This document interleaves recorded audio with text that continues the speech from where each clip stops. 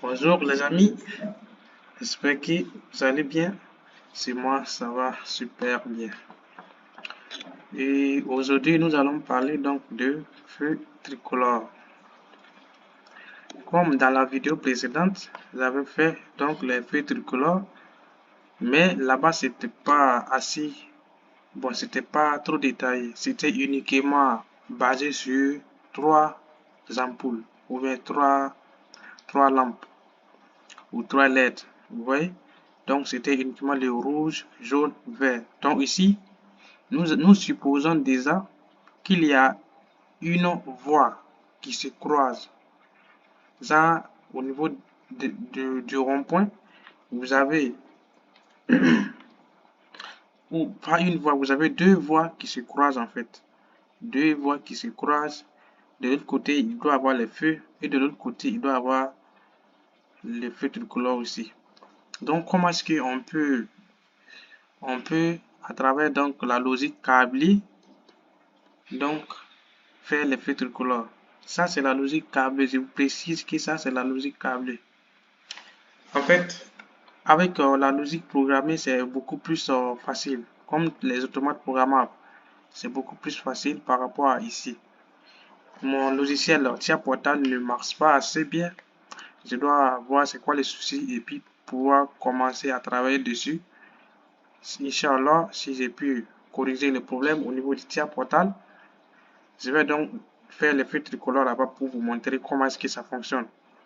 En attendant, nous allons donc, je vais vous montrer ici sur schéma Plic comment est-ce qu'on peut faire l'effet tricolore. Oui. Donc au niveau de la vidéo précédente, c'était uniquement trois ampoules. Ici, c'est un cas réel. C'est ce qui est réel en fait dans la vie. Au niveau des ronds-points en ville, c'est ça que vous voyez. C'est ce que vous voyez là-bas en fait. Vous avez deux. Par exemple, ici, vous avez une voie, vous avez, par exemple, une voie qui part comme ça, et d'autres personnes viennent par ici, par exemple. Donc, supposons que là, peut-être que je vais prendre quelques éléments pour vous illustrer ça. Je vais prendre, bon, non, ça va prendre du temps. Donc, comme vous voyez le curseur, là, c'est l'essentiel. Donc, supposons que là, c'est la première voie. Au niveau, vous voyez le curseur, c'est-à-dire ici, c'est la première voie. Et là, c'est la deuxième voie. Vous voyez que ces voies-là se croisent. Donc, on doit mettre des feux tricolores. Ici, rouge, jaune, vert. Et ici aussi, rouge, jaune, vert. De telle sorte, ici c'est rouge. Et là, ils vont s'arrêter. Et ici, ça doit être jaune et vert. Pour que là, ils puissent passer. Et maintenant, puisque c'est rouge. Donc, après quelques secondes, il faut que ça signale à ceux-là que, ça veut revenir au rouge. Et donc, et là, il doit commencer à ralentir, à ralentir. Après les quelques secondes là, ça devient rouge, puisque c'est là il passait. Donc, et ils vont s'arrêter. Et maintenant, ici, ça va devenir vert. Et là, de l'autre côté, et ils vont passer. Vous voyez? Donc, c'est un peu ça. Donc, en fait, c'est un peu complexe. Si vous n'avez pas encore fait le cours des automates programmables, ça sera peut-être difficile de comprendre. Mais il faut essayer seulement d'imaginer, en fait, essayez d'imaginer, vous allez mieux comprendre. Mais aussi avec mes explications ici, j'espère bien vous faire comprendre davantage donc les feux tricolores. Donc ici, comme d'habitude, voici donc le schéma de puissance à gauche et le schéma de commande à droite. Donc en commençant, vous avez donc l'alimentation, le neutre et donc la phase, puisque c'est monophasé. Tout est en 230 volts, donc j'ai pris le choix donc de faire tout en 230 volts. Donc il n'y aura pas de transformateur aujourd'hui.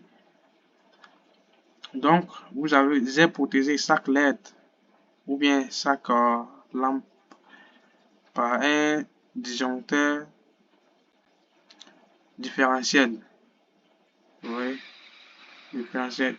Donc tout chacun est protégé par un disjoncteur différentiel et chacun peut être activé donc par un contacteur monophasé. Vous voyez, la lampe H1, contacteur monophasé KM1, ainsi de suite jusqu'à la lampe H6 qui sera donc commandée donc par le contacteur KM6.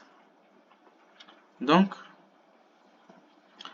ici, en fait, c'est-à-dire ce logiciel n'est pas beaucoup développé. Bon, il y a eu d'autres versions assez développées, mais pour l'instant, moi, je ne les ai pas. Donc, je me débrouille en fait avec le SemaPlik 3.0.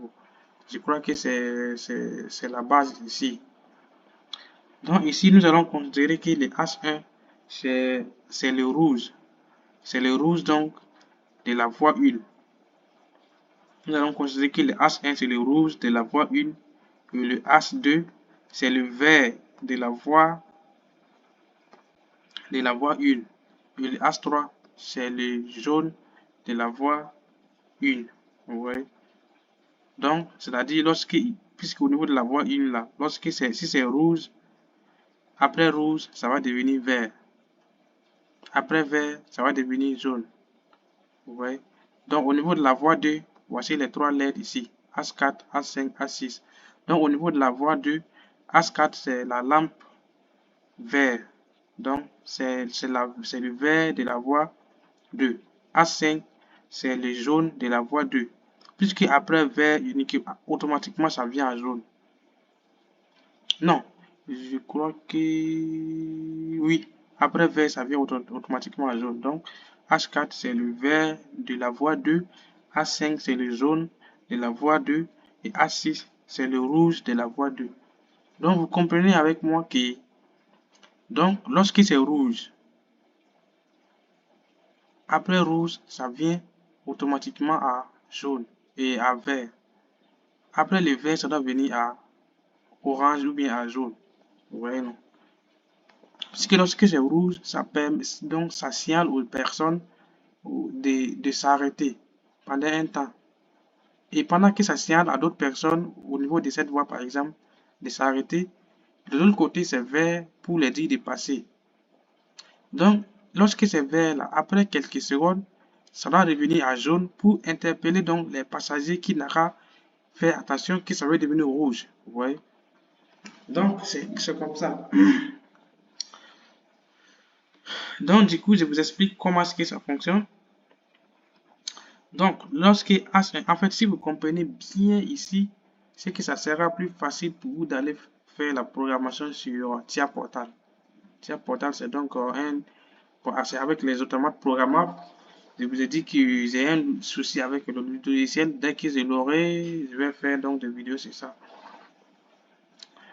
Donc, ici, supposons que la voie 1, c'est les 3 premiers LED.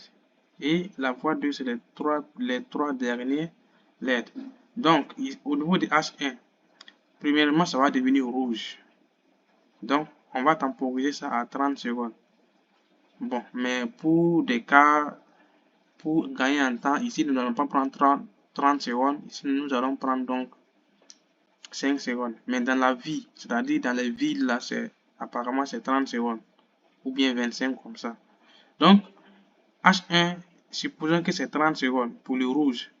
Donc, après 30 secondes, puisque lui, c'est rouge, au niveau de la voie 1, c'est rouge. Et au niveau de la voie 2, c'est vert. Vous voyez, non? Pendant que c'est rouge, et là, ils vont s'arrêter. Au niveau de la voie 1, ils vont s'arrêter. Et au niveau de la voie 2, c'est vert et ils vont passer.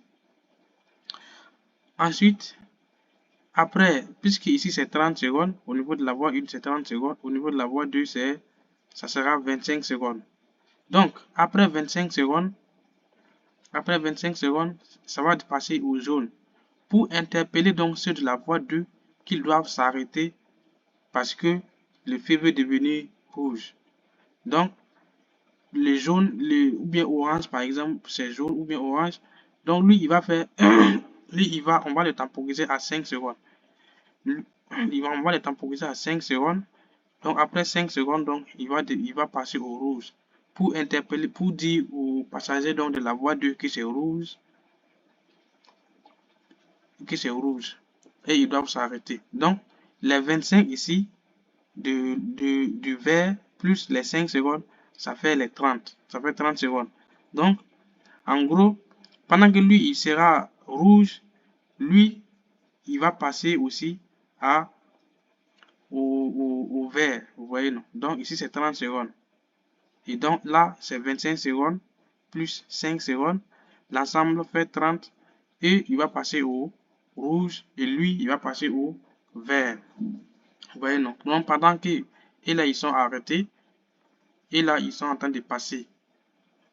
Vous voyez? Donc, ils sont en train de passer le vert. Le vert, c'est 25 secondes. Donc, lui, il va faire 25 secondes, le H2. Donc, c'est de la voie 1. Ils vont passer pendant 25 secondes. Et les 5 autres secondes, c'est pour les interpellés qui doivent ralentir et s'arrêter après 5 secondes. Et ces 5 secondes, c'est le H3 qui va s'allumer. Ça, c'est l'orange. Donc, l'ensemble fait 30 secondes. Et après ces 30 secondes, il va revenir donc à rouge. Pendant qu'il revient à rouge, puisque le A6, c'est 30 secondes carrément. Donc, lui, c'est le rouge. Donc, lui va passer jusqu'à 30 secondes. Donc, après, donc, le rouge, puisque lui, c'est 5 secondes, et lui, c'est 25, la somme fait 30. Donc, après les 30, il va revenir donc à H1. Et lui aussi, puisque lui, les 30 sont écoulés, lui, il va revenir à H4. Vous voyez? Et le cycle recommence. Vous voyez? Donc, c'est un peu ça. C'est pas facile à comprendre, mais il faut essayer donc d'imaginer en fait. Vous voyez? Et puis, si vous n'avez pas compris, revenez en arrière. Donc, revenez en arrière pour bien comprendre en fait. Donc, on va expliquer maintenant donc le schéma. Vous voyez, ça c'était la partie puissante que je vous ai expliqué comment est-ce que ça fonctionne. Donc, on va expliquer maintenant donc le schéma. Comment est-ce que c'est possible. Donc là, ici déjà, vous avez donc l'alimentation. Vous avez déjà l'alimentation ici, c'est 230 volts. On n'a pas besoin de transformateur. Tous les équipements ici sont à 230 volts. Donc, une fois si on lance la simulation, automatiquement le courant passe. Et puisque le courant passe, KM1 sera excité. Si KM1 s'excite, automatiquement le contact de KM1 se ferme. Si ce contact de KM1 se ferme, il y a le maintien. Donc, c'est-à-dire que c'est la lampe 1 qui est allumée. Donc, c'est le rouge. C'est le rouge. C'est le rouge donc de la voie 1 qui est allumée. Vous voyez, c'est la lampe rouge de la voie 1 qui est allumée. Pendant que le rouge de la voie 1 est allumé, le vert de la voie 2 doit être allumé aussi pour permettre aux passagers de la voie 2 de passer et dire aux passagers de la voie 1 de s'arrêter. Donc le rouge de la voie 1 est allumé parce que la bobine donc, du contact TKM est allumée, est excitée. Donc et le rouge est allumé et le vert aussi est allumé au niveau de la voie 2. Donc, puisque le rouge doit s'allumer pendant 30 secondes, donc on va utiliser donc une bobine auxiliaire. Bon, je vais dire 30 secondes, mais ici, pour des raisons donc de gagner temps, moi, j'ai pas mis 30 secondes, mais je vais vous expliquer ça en 30 secondes. Donc, le rouge, ça sera 30 secondes, le vert, ça sera 25 secondes, et le jaune, ça sera 5 secondes. Ça, c'est dans le cas réel, en fait. Mais pour moi, pour gagner en temps, j'ai pas mis 30 secondes, 25, 5. Donc, j'ai mis 3 et 5. Ouais. Donc, le rouge ici est allumé et le vert, le rouge de la voie 1 est allumé et le vert de la voie 2 aussi est allumé. Donc, on va utiliser donc des bobines auxiliaires. Cette bobine auxiliaire KA5 et une bobine auxiliaire KA8. Donc, pendant que le rouge de la voie 1 est allumé, il y a la bobine auxiliaire KA5 qui va temporiser le temps. Donc, nous allons donner donc la lampe rouge de la voie 1, donc on va temporiser ça à 30 secondes. Donc, cette bobine auxiliaire va commencer à compter, puisque lorsque la bobine KM1 s'excite, le contact normalement ouvert ici se ferme. Si ce contact normalement ouvert se ferme, automatiquement notre bobine auxiliaire KA5 s'excite et il commence à compter. Donc, c'est à nous de donner donc un temps ici. Donc, Bon, moi je vous ai bien dit, moi je vais prendre 5 secondes, mais dans la vie réelle, c'est 30 secondes pour le rouge. Donc, on va expliquer ça en rouge. Bon, je vais expliquer ça en rouge et en 30 secondes. Donc, le rouge est temporisé à 30 secondes. Donc, après 30 secondes, je vous ai dit que c'est... Moi, je vais expliquer ça en 30 secondes, mais ici, au niveau du logiciel, j'ai temporisé ça à 5 secondes pour qu'après la simulation, on gagne en temps, quoi. Donc, supposons que le rouge est 30 secondes, donc on va temporiser le KA5 à 30 secondes. Donc, temporiser à 30 secondes. Donc, après 30 secondes, il doit ouvrir, c'est-à-dire il doit ouvrir donc, va ouvrir ses contacts qui étaient temporisés là, pour arrêter donc la lampe rouge. Et pendant ce temps qu'il ouvre, et le rouge, il doit fermer la lampe suivante. La lampe suivante, c'est qui? La lampe suivante au niveau du rouge, au niveau de la voie 1, c'est quelle lampe? C'est la lampe vert. Vous voyez, non? Donc la lampe suivante, la lampe qui suit le rouge de la voie 1, c'est la lampe vert. Donc, après 30 secondes, il va fermer donc ses contacts. Celui aussi, il est un contact temporisé ouvert, normalement ouvert. Donc, après 30 secondes, lui aussi va se fermer. Si lui se ferme, il y a le maintien ici. KMD s'excite. Et il y a le maintien KMD continue de s'exciter. Donc, c'est la lampe 2, donc de la voie 2 qui va s'allumer. Or, la lampe 2, c'est le rouge. Donc, ça passe. La lampe 2, c'est le vert du moins. Excusez-moi. Donc, ça passe du rouge au vert. Donc, ça, c'était au niveau de la voie 1. Maintenant, passons à la voie 2. Puisque au niveau de la voie 2, c'était KM4 qui était excité. Donc, c'était le vert qui était excité. Or, on a dit que le vert, ça va prendre 25 secondes. On suppose que c'est 25 secondes. Et donc, après 25 secondes, bon, là aussi, on va utiliser donc une bobine auxiliaire KA8 qui va commencer à compter. Vous savez que KM4 ici, c'est le contact donc de la bobine auxiliaire KM4 qui, lui, lorsque KM4 sera excité, c'est KM lui va se fermer et donc la bobine auxiliaire KA8 va commencer à compter. Donc après donc 25 secondes, il va arrêter, c'est-à-dire il va couper le courant au niveau de la lampe rouge de la voie 2, puisque la lampe rouge de la voie 2 c'est KM4. Peut-être qu'on va revenir en arrière, vous allez voir.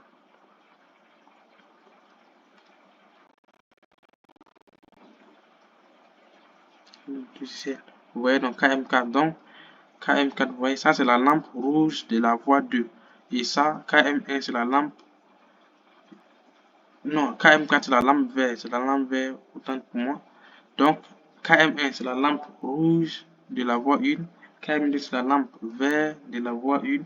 Et KM3, c'est la lampe jaune de la voie 1. Et KM4, c'est le vert de la voie 2. KM5, c'est le jaune de la voie 2. Et KM6, c'est le rouge. Donc, comprenez que c'est rouge, vert, jaune. Oui, c'est rouge, vert, jaune. C'est toujours rouge, vert, jaune.